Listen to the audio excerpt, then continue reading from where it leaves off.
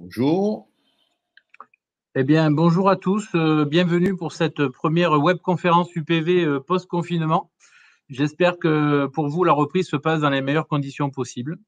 Durant ces 2 derniers mois, l'UPV s'est beaucoup mobilisé pour accompagner avec ses équipes de nombreuses entreprises, tant sur le plan juridique, économique et social. Et nous avons organisé une série de webconférences thématiques très pratiques et fonctionnelles pour aider les chefs d'entreprise. Et nous avons décidé de perpétuer cette façon de se rencontrer. C'est pour ça qu'aujourd'hui, nous avons le plaisir d'accueillir Yves-Michel Nalbandian, qui est directeur régional de la RAC-PACA, l'Agence régionale pour l'amélioration des conditions de travail. Alors, l'ARACT est une association paritaire qui a été créée en 1990 par les partenaires sociaux et économiques de la région Sud-PACA et qui est présidée aujourd'hui par Gérard Ferréol du syndicat régional des industries chimiques. Alors, les ARACT ont des missions bien précises et parmi lesquelles la principale est l'amélioration des conditions de travail des salariés au regard des objectifs de performance et d'efficacité des organisations et aussi la promotion et la concertation sociale. La promotion du dialogue et la concertation sociale, pardon.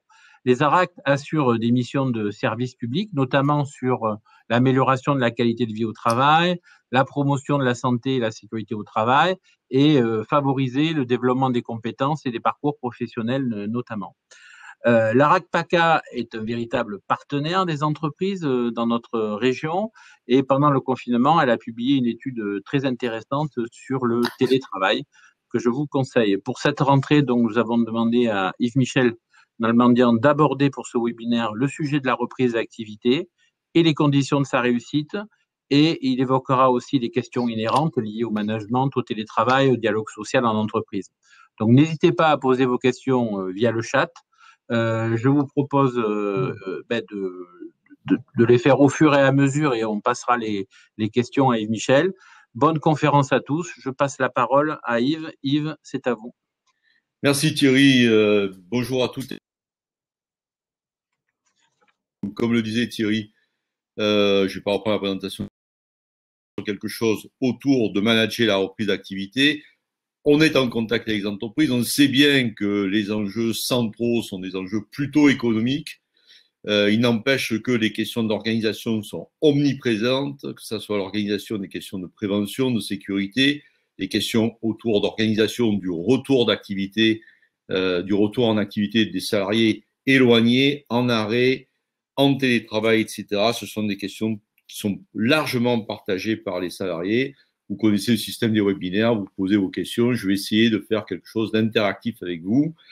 Une intervention en 2 temps principalement. Un temps sur plutôt des éléments de constat, des questionnements actuels sur la reprise, au plan social, j'insiste, et puis des questions autour du dispositif d'appui que le ministère du Travail et le réseau ANACT-ARACT, donc l'Agence nationale pour l'amélioration des conditions de travail, ce dispositif est mis en place depuis mardi. Il y a une... Voilà, vous donner quelques éléments pour éventuellement que vous ayez accès à ce dispositif qui est aussi bien orienté TPE que PME, orienté moins de 250 salariés. Alors, très rapidement, je vais passer sur la présentation. Le contexte, voilà, je passe. Vous le connaissez tous. Toutes les entreprises qui participent à ce webinaire, vous avez été confrontés sur ces 3 derniers mois à des questions de charge, de ralentissement, d'arrêt, des formes d'emploi différents, multiples, d'activités sur site, de télétravail, etc. Tout ça a impacté beaucoup les enjeux d'organisation et de management. Et donc des défis autour de la gestion des salariés, l'adaptation de l'activité, la gestion des relations clients. J'ai fait comme certains d'entre vous, j'ai participé à la reprise mardi avec la restauration et donc j'étais à Marseille dans une terrasse et on voyait que quand même, malgré toute l'organisation qui avait été mise en place, les clients ne se bousculaient pas. Alors c'est peut-être un microclimat marseillais, c'est peut-être pas vrai pour toutes les activités. En tout cas, sur ce secteur-là, le restaurateur pensait qu'il allait avoir une foule de clients. C'était pas encore ça, quoi. Voilà, les conditions d'organisation étaient en place, mais on voit bien que il y a encore un peu de réticence. Donc, comment réussir cette continuité ou cette reprise d'activité avec ces questions relancées, les questions de performance, les questions centrales de protection, parce qu'il y a beaucoup d'inquiétudes de la part des salariés sur ces questions-là, et puis de climat social et de tension. On va voir cela en détail. Des sujets autour du plan social, autour de 4 dimensions, c'est-à-dire de santé, de management, d'organisation et de GRH. Je vais assez vite je ne vais pas reprendre chaque sujet plus en détail. Sur les questions de santé et sécurité, on voit bien que les principales remontées des entreprises en ce moment, c'est autour des questions de protection individuelle et collective, tout ce qui est autour des distances de sécurité, etc., des procédures de nettoyage, beaucoup d'inquiétudes, beaucoup de questions sur les questions de propreté, de diffusion et de respect des consignes, pas toujours partagées. Vous savez, les salariés pensent que ça y est, c'est terminé. On a un discours ambiant, comme tout le monde, je regardais les informations hier, l'ambiance générale, c'est ça y est, on en sort. Donc, on en sort, du coup, on fait beaucoup moins attention. Et on sait bien que, quand même, une partie des salariés reste inquiets, etc. Donc, on a des tensions dans les groupes. On le verra sur la partie management en termes de besoin de régulation entre des gens qui considèrent, des salariés qui considèrent que ça y est, on en est sorti, et d'autres qui se disent attention, attention, c'est peut-être pas complètement le cas. Et puis, entre autres, sur santé et sécurité, vous le savez, vous êtes tenu à une obligation légale qui est le document unique d'évaluation des risques professionnels. Ce document unique d'évaluation des risques professionnels, vous le connaissez, alors il n'est pas toujours mis à jour, je vais faire attention quand même, j'interviens dans un webinaire de l'UPV, donc toutes les entreprises respectent le cadre égal, n'empêche que le dernier contact que j'ai eu hier soir, c'était quelqu'un qui me disait, je l'ai fait en 2012, mais depuis, je l'ai un petit peu oublié. Voilà. Donc là, il y a une mise à jour nécessaire au regard des questions présentes concernant le coronavirus. Et donc, comment mettre en place ce document unique? Là, vous avez un certain nombre de partenaires qui peuvent vous aider, que ce soit les services de santé au travail ou la CARSAT. On peut participer évidemment par la diffusion d'informations ou la réponse à des questions, à cette question du document unique. Mais c'est une question importante en cadre légal. Sur la question du management, je l'évoquais rapidement, des questions autour des tensions. Et des tensions, on le voit bien, entre des salariés qui n'ont pas vécu la période de confinement de la même manière, avec le même confort, ou les mêmes inconvénients, les mêmes difficultés. Ça, c'est le cadre un petit peu macro. Et puis la multiplicité des situations entre ceux qui ont continué à travailler, ceux qui étaient en télétravail, qui sont encore en télétravail, ceux qui ont été éloignés parce que arrêt pour des raisons familiales, par exemple, ou en chômage partiel ou total d'ailleurs. Donc, cette question de tension, on ne peut pas la taire. Quand les salariés rejoignent le lieu de travail, ils ont vécu des histoires différentes, ils viennent avec des préoccupations différentes, et il y a un rôle central du management qui a plutôt bien joué son rôle, et j'insiste là-dessus. Thierry mentionnait l'enquête sur le télétravail que l'on a pilotée pour la directe. On l'a démarré 15 jours après le début du confinement parce que, pour être honnête avec vous, il y avait une crainte sur ce télétravail massif imposé. Comment était-il vécu? Est-ce que les gens le recevaient plutôt bien ou on avait des difficultés majeures? Et la bonne surprise, c'est que finalement, le management a vraiment joué son rôle de régulation. On a des chiffres éloquents, tout ça c'est sur le site de l'ARAC de PACA. Et dans l'infographie qu'on a produit 4 semaines après le début du confinement, donc sur 1800 réponses, j'insiste, très majoritairement en Provence-Alpes-Côte d'Azur, mais les chiffres nationaux de l'ANACT ne remettent pas en cause ces tendances. On est là donc en plein confinement, et la position des personnes qui ont répondu à ce petit questionnaire, c'est 83% se sentent soutenus par leur manager et 90% se sentent soutenus par leurs collègues. C'était la grosse crainte, quoi. C'est-à-dire les risques d'isolement, de salariés qui étaient chez eux, pardonnez-moi, un peu abandonnés.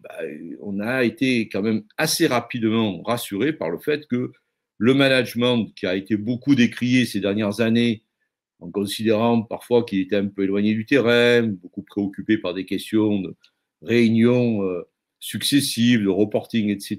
Bref, un peu moins ou de moins en moins en contact avec les équipes de travail. Là, sur cet événement particulier qui a duré toute la période de confinement, on voit bien que ça a été un point important, ressource, pour réguler le système. La question donc des salariés à distance, je l'évoquais, la conciliation vie professionnelle, vie personnelle, les attentes que cela a créées. On voit bien, alors c'est peut-être des chiffres un peu à moduler parce que quand on est sorti sur ce point d'enquête, sur la question est-ce que vous souhaitez poursuivre le télétravail, on était à 83%, et les dernières enquêtes semblent relativiser un peu cet enthousiasme massif, où les gens veulent bien encore un peu de télétravail, mais globalement, il y a quand même besoin de se retrouver ensemble, de travailler ensemble et de trouver un collectif de travail, recréer des liens, donc la régulation du collectif après cette période de confinement, de rupture. Et puis, des questions de reconnaissance, de valorisation des salariés. Les salariés, en tout cas un certain nombre, un grand nombre a priori, ont beaucoup œuvré pour maintenir un minimum d'activité, voire de l'activité tout simplement en fonction des secteurs d'activité. Et donc, il y a des enjeux autour du maintien de l'engagement et de la motivation. C'est une partie management qui est importante. Santé aussi, évidemment. Je passe sur le point suivant qui est l'organisation du travail. L'organisation du télétravail, on l'a un peu improvisé dans un certain nombre d'entreprises. C'était pas la tendance naturelle, il y avait des formes parfois un peu embryonnaires, on n'était pas sur un système généralisé. Je parle du tissu principalement PME, TPE. Cette généralisation du télétravail impacte aujourd'hui le fonctionnement à travers la question du matériel, tout simplement, hein, des débits de connexion, du matériel portable, etc. Et la question du management, je l'évoquais il y a quelques instants. La question de repenser le travail, parce que les contraintes aujourd'hui de santé, de sécurité, vous le savez, les entreprises revoient parfois certaines organisations du temps de travail pour éviter que les équipes se croisent, arrivent toutes au même moment, donc avec des horaires décalés, ce qui semblait impossible à organiser. En fait, le coronavirus l'impose de fait. Donc, il y a des formes de souplesse organisationnelle qui apparaissent.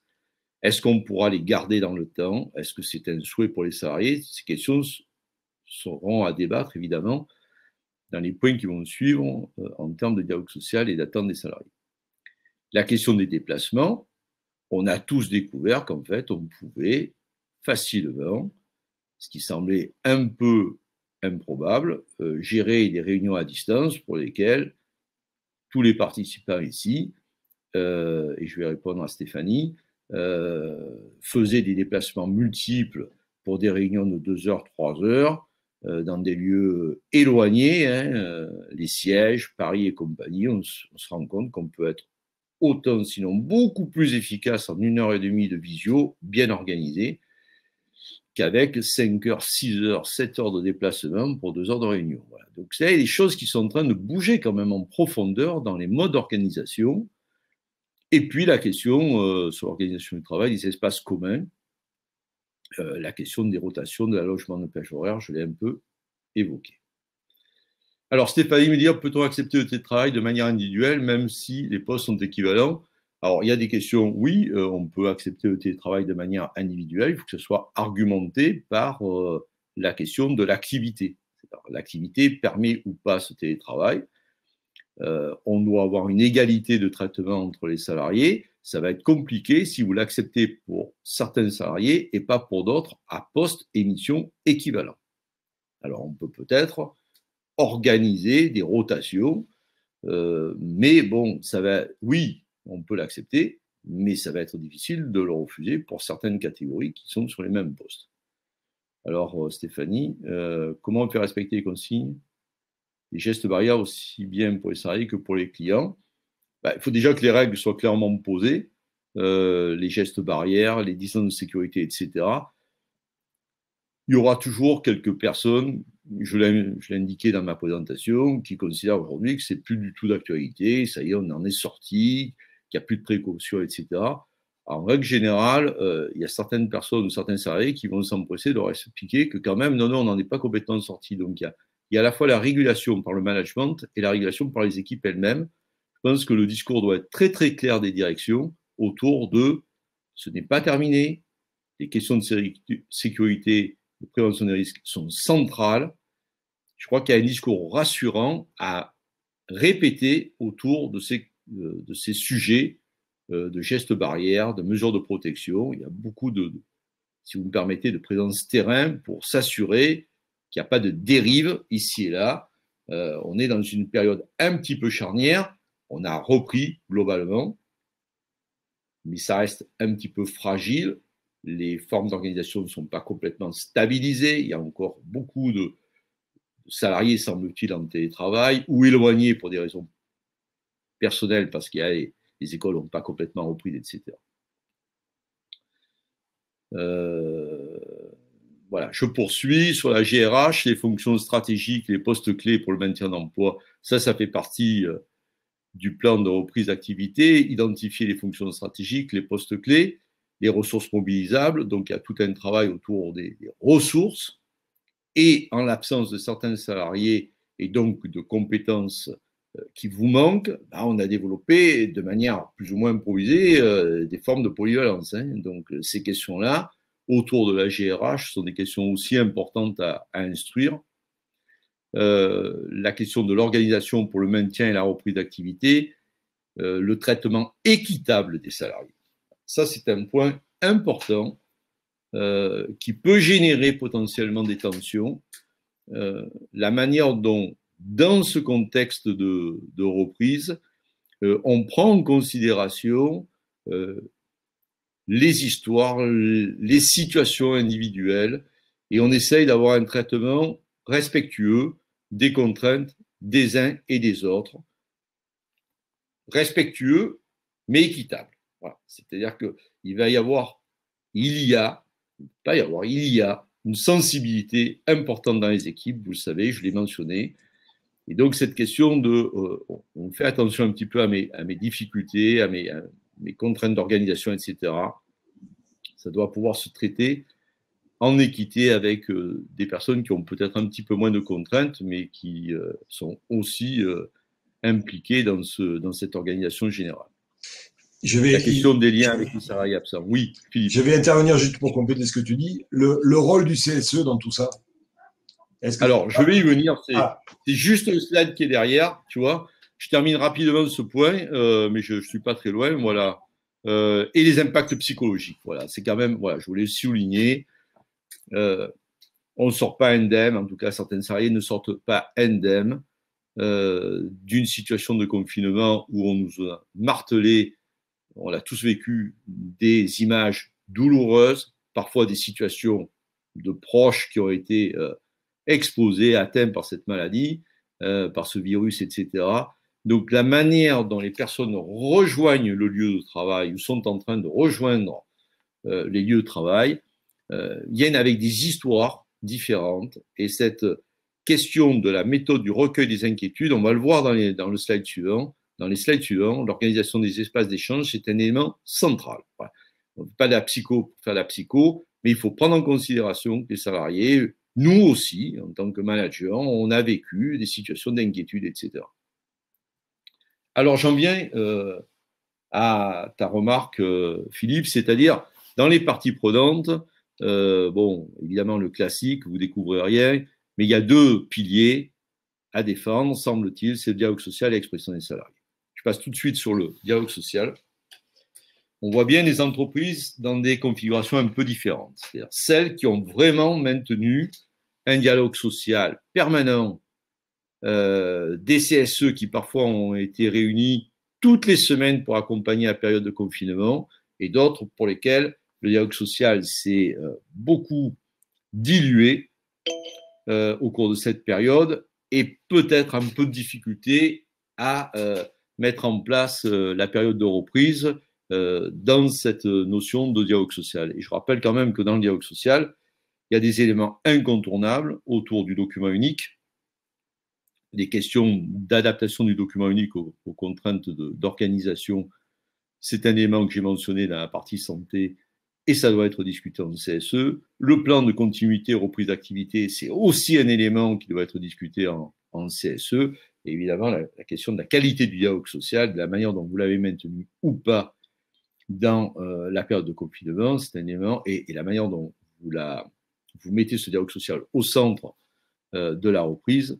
Je parle du plan social, hein, évidemment, je reprécise bien, c'est un élément très important, avec la question de l'association des représentants du personnel dans la communication sur le point régulier au niveau de relation entre ces représentants et la direction et les salariés.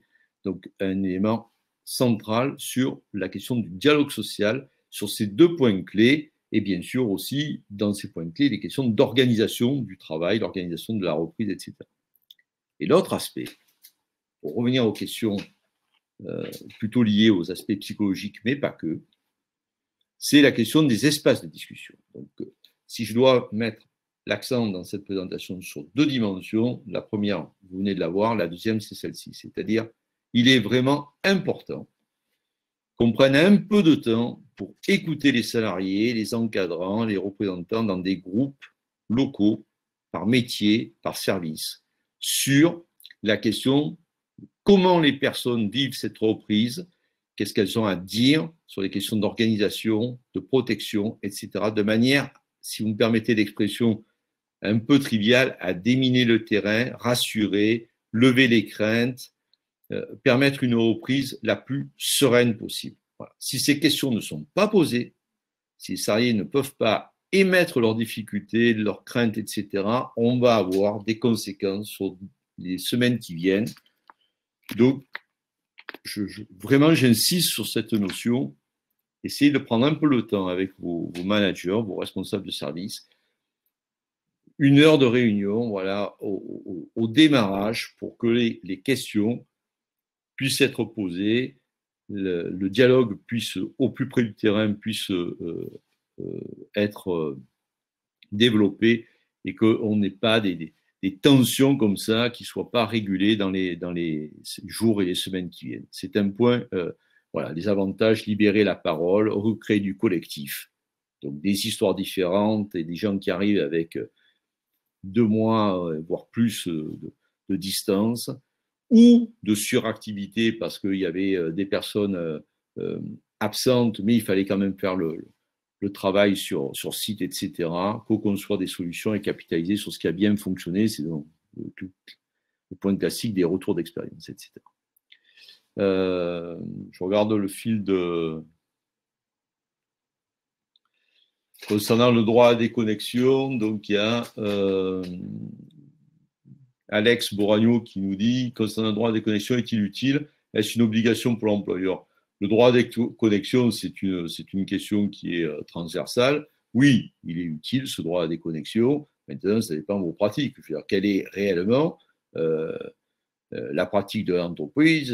Est-ce que vous avez des salariés qui sont connectés en permanence? Vous les sollicitez en dehors des heures de travail avec tous les médias que l'on connaît, les supports de communication? C'est une obligation de l'employeur, ce droit à la déconnexion. Vous savez que vous devez respecter normalement les temps de travail, etc. On a eu une période un petit peu complexe avec le confinement, n'empêche que le cadre légal s'impose toujours. Donc oui, il est utile et c'est une obligation. Quels sont les sujets qu'on retrouve dans les CSE et quelles réponses seraient modélisables? Michel Fourneau, je pense que j'ai répondu sur les sujets principaux autour des questions donc, du document unique, les questions d'organisation et le plan de retour, de reprise d'activité.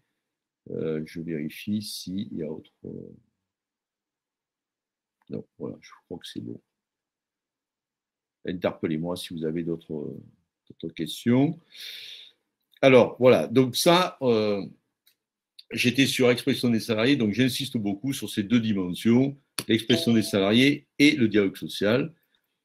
J'en viens donc à la partie appui et donc au dispositif qui a été mis en place au niveau national. Donc l'ARACT-PACA, bien sûr, relaie ce dispositif, il est orienté, ce dispositif, pour les moins de 250 salariés, donc PME, TPE, quelle que soit la taille, mais en dessous de 250. Voilà. Donc, on a en appui de ce dispositif localement 2 guides qui seront en téléchargement fin de semaine.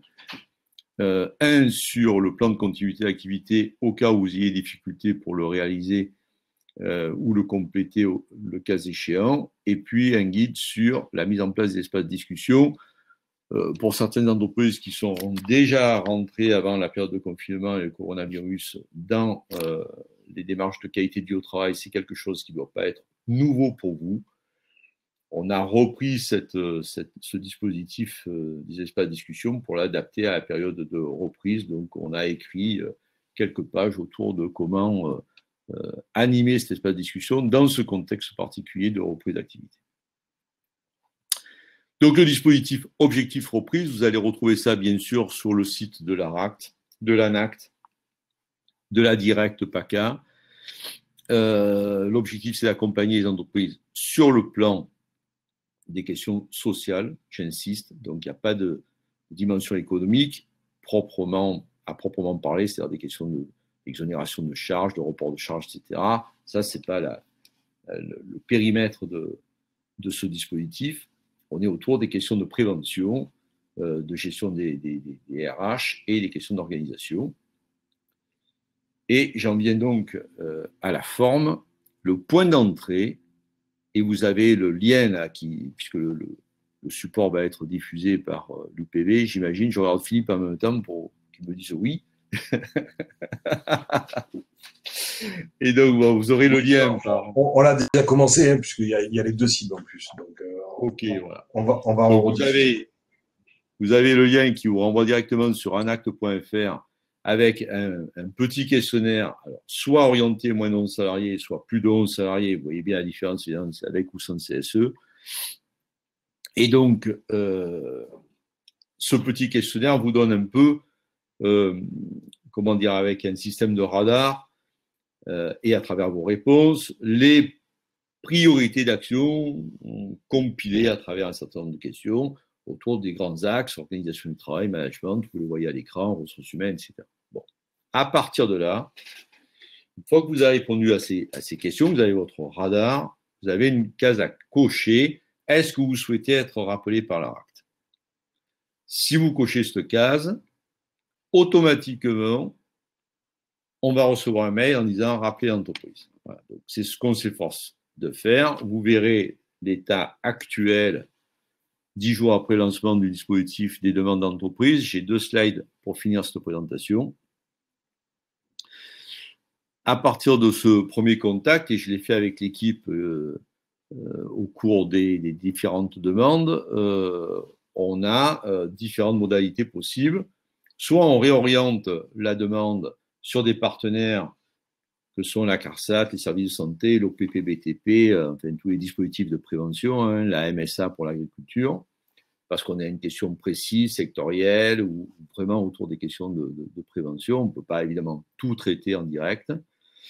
Soit on rentre dans quelque chose de l'ordre de l'appui un peu plus approfondi au plan individuel ou collectif. On peut rassembler des TPE d'un même secteur. On pourrait prendre l'exemple de restaurateurs, par exemple, autour d'une question sur comment je peux m'organiser au niveau santé, sécurité. On peut avoir donc une approche collective ou individuelle. Si ce sont des TPE, ça ne sera que du collectif. On peut répondre aux questions des TPE, évidemment, il n'y a pas de problème. Je l'ai fait hier en envoyant des informations sur le document unique, mais on ne pourra pas accompagner toutes les TPE qui le souhaitent, ce n'est pas possible, on n'a pas les moyens humains. Donc les TPE moins de 11, on est plutôt sur un traitement collectif, parce qu'au-dessus de 11, plutôt sur de l'individuel. J'en viens rapidement donc où on en est au 1er juin. J'aurais terminé cette présentation pour laisser la place aux questions. On a 60 entreprises, je parle de PACA, qui ont répondu au questionnaire et qui ont demandé donc à être recontactées. 54 sont des TPE, donc massivement des petites entreprises qui demandent à être renseigné, un appui, un accompagnement ou simplement une orientation. Les secteurs, c'est majoritairement, vous le voyez, hébergement, restauration, les activités de services et de commerce. On en a rappelé 40 et on en a 21 qui doivent être jointes. On a 4 jours pour prendre contact avec les entreprises. Donc, évidemment, le dispositif monte plutôt en puissance. Et là, vous avez un slide un peu chargé sur les thèmes prioritaires. C'est assez, comment dire, dispersé. Il y a des questions sur le télétravail. Il y a beaucoup de questions sur les mesures de prévention et les documents uniques. Voilà. Moins de questions maintenant tendanciellement sur les questions d'équipement, parce que bon, toutes ces questions de masques, etc., ça y est, c'est disponible aujourd'hui. Mais des échanges de pratiques entre pairs, et vous enlevez le E, s'il vous plaît, parce que là, je vois qu'il y a une petite faute. Retour d'expérience, adaptation de l'environnement, de l'organisation, besoin de ressources documentaires. Donc, c'est assez varié, mais quand même un accent important sur le document unique, semble-t-il, en volume.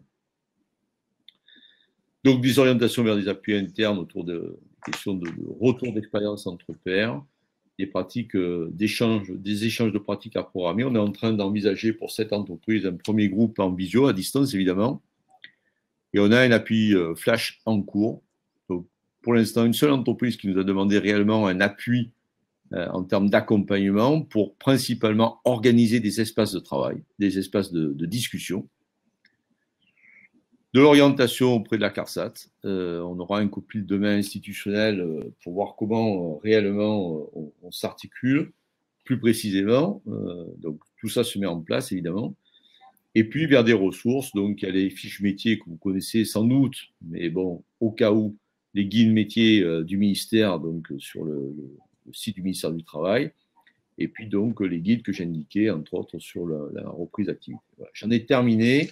Il y a une suggestion et deux questions. La première suggestion, c'est, tu le sais, l'UPV peut être porteur pour une opération collective, puisque les moyens de la RACT ne sont pas limités, donc peut-être pour faciliter et permettre au plus grand nombre d'entreprises, notamment les TPE, de participer à l'action.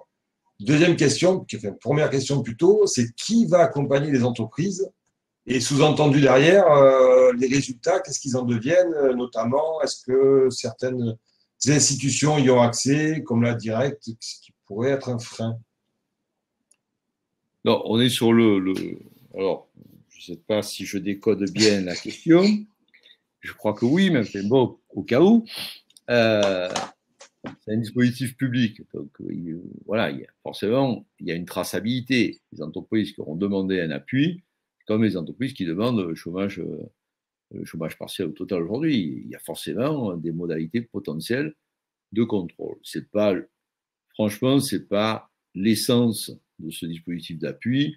Il n'y a pas d'arrière-pensée, il y a plutôt l'idée d'aider les entreprises dans leur questionnement. C'est-à-dire, concrètement, vers qui je m'adresse. Si c'est l'UPV, c'est peut-être plus simple ici, sur ce territoire du Var.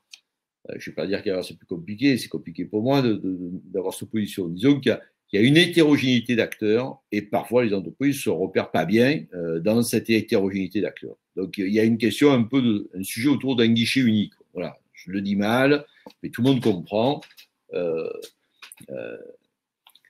Hier, il y a une personne qui a réagi. Elle m'a dit, écoutez, voilà, ça fait 22 ans que je suis directeur financier. J'ai souvent demandé des aides, je n'en ai jamais vu arriver. Et là, j'ai coché la case, une heure après, vous m'avez appelé. Bon, ça a été peut-être un coup de chance, hein, mais bon, la personne était très surprise. On va essayer de donner satisfaction. Maintenant, c'est toujours un problème de dimension. Et tu as raison, Philippe. Il faut s'y mettre à plusieurs. Il y a peut-être des questions d'organisation territoriale. L'UPV a des ressources, est bien organisé, etc. en termes d'accompagnement. On peut peut-être vous renvoyer de l'information si on n'arrive plus à la traiter. On aura, à partir du 9 juillet, un réseau de consultants en appui. Il est en train d'être construit. Il y a eu un appel à candidature nationale. Alors, s'il y a des consultants qui nous écoutent, c'est terminé. Soit vous avez répondu, soit c'est trop tard. Je crois que l'échéance c'était le 2 juin.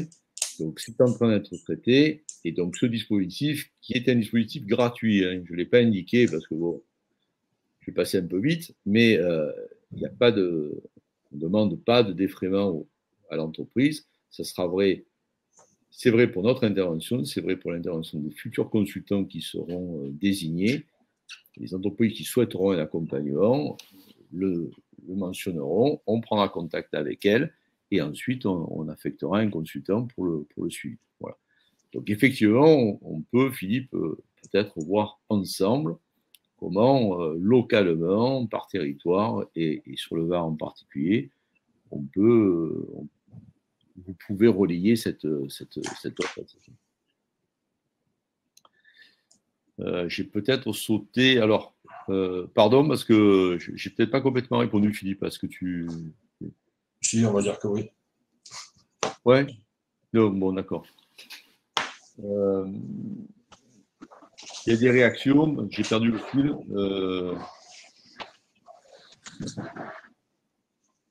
Bon, est-ce qu'il y a des questions?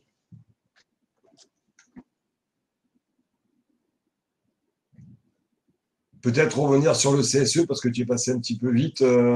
Oui. Est-ce qu'aujourd'hui, au niveau de la RAC, vous avez un petit peu capitalisé sur les sujets traités par le CSE, peut-être les points de friction qu'il y a pu avoir, notamment avec la crise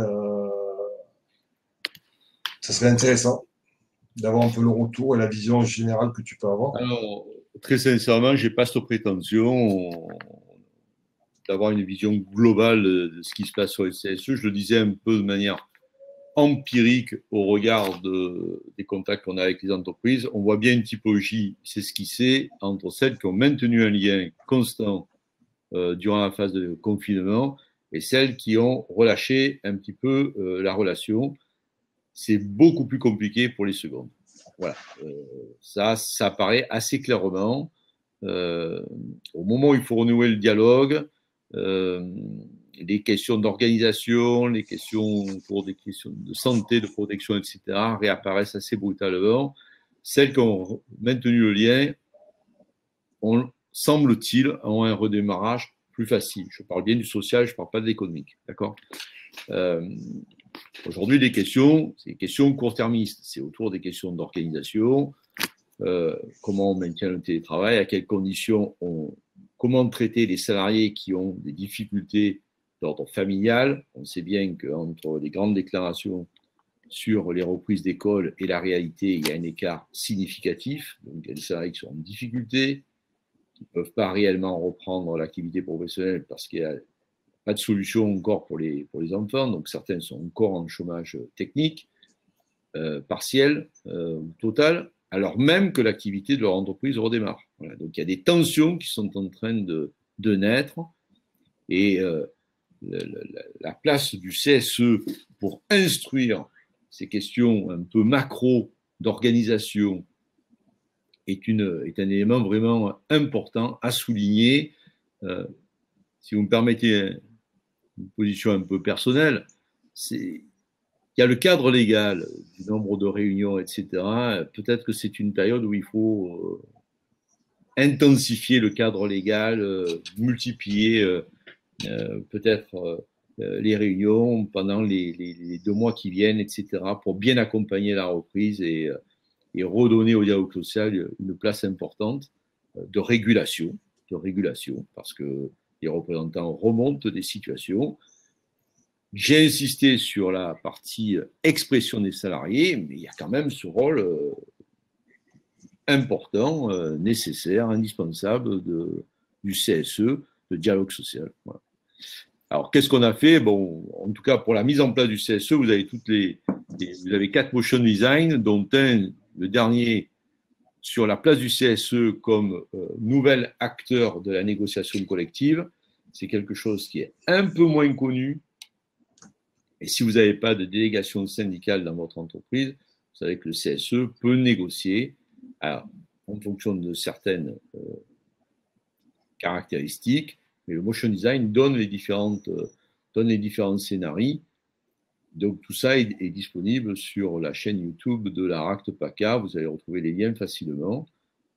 Si c'est un peu plus compliqué, on voit avec l'UPV de mettre les liens peut-être à partir de votre site, etc. j'insiste, il y a 4 motions sur la mise en place, etc., le fonctionnement, les missions, etc. Le dernier, sur les enjeux de négociation, c'est un point important, puisque vous savez que la négociation collective a été beaucoup, ces dernières années, renvoyée dans le cadre de l'entreprise. Et pour négocier, il faut avoir des partenaires. Donc, si vous n'avez pas d'organisation syndicale au sein de votre entreprise, mais un CSE, il y a des modalités possibles de négociation directement avec le CSE. On a évoqué la question du télétravail, c'est une dimension importante de négociation. Il n'y a pas que celle-ci, mais c'est une dimension importante. Ok. S'il n'y a plus de questions, on va peut-être conclure cette première webconférence. On va remercier notre intervenant, Yves-Michel Nalbandian. Comme tu l'as dit, nous aussi, on pourra retrouver en replay cette webconf sur la chaîne UPV YouTube. Donc, vous retrouverez le lien sur le site de l'UPV si vous voulez revoir ou si vous voulez diffuser à d'autres cette webconférence. Oui. Qui était obligé, Philippe. Ah. Donc, je disais, on pourra retrouver la webconf sur la chaîne UPV YouTube. J'en profite aussi pour vous annoncer les prochaines webconférences à venir. Donc, mardi prochain, un tout autre sujet, ce sera la cybersécurité et tout ce qui touche autour des arnaques Covid, puisque malheureusement, pendant cette période de crise, on a eu une énorme recrudescence des problématiques de cybersécurité. Et pour animer cette webconférence, ça sera le colonel Malo et le major Pasmar de la gendarmerie du Var qui s'y colleront. La semaine suivante, le mardi 16, nous aurons la problématique de la commande publique par rapport à la crise du Covid et comment les entreprises peuvent gérer ce sujet. Le 18, dans le cadre du comité départemental de prévention des risques psychosociaux, nous aurons une matinale consacrée au télétravail et les RPS, puisque ce n'était pas l'enjeu ce matin. Donc là, il y aura un focus particulier sur le sujet. Et le mardi 23 juin, nous aurons une intervention de l'URSSAF sur un point sur les dispositifs par rapport à la crise Covid, animée par Marc Isidore, responsable territorial du Var. Pour conclure, dernière chose, rendez-vous aussi avec VARUP le 24 septembre prochain, puisque VARUP, qui était initialement prévu au mois de mars, a été reporté au mois de septembre. Nous aurons la chance d'avoir quelqu'un que vous connaissez, puisque ce sera Yves-Michel Nalbandian qui interviendra cette fois-ci sur le thème de la QVT, puisque le thème central de VARUP cette année, c'est la QVT. Sujet encore plus d'actualité, j'ai envie de dire, avec tout ce qui s'est passé. Ouais. Donc, je vous remercie. Tu veux compléter ? Non, simplement, tu as raison de dire que c'est un sujet d'actualité. Et on est une région sur laquelle on a un volume d'activité très important sur QVT, donc avec des questions de négociation, etc. Donc, ça sera un sujet important. Vous avez dit que ça m'avait fait plaisir que VARUP se mobilise sur le thème de la QVT. Ça sera l'occasion de mettre un peu en avant ce que la région fait et en particulier le département du Var. Oui, puis on a la chance d'avoir une ARACT très dynamique sur le sujet, alors on en profite et on la mobilise puisqu'elle est à disposition des partenaires sociaux, donc utilisons-la. Voilà, je vous remercie à tous et puis rendez-vous la semaine prochaine pour la prochaine webconf. Merci. Merci à toutes et à tous. Bonne journée.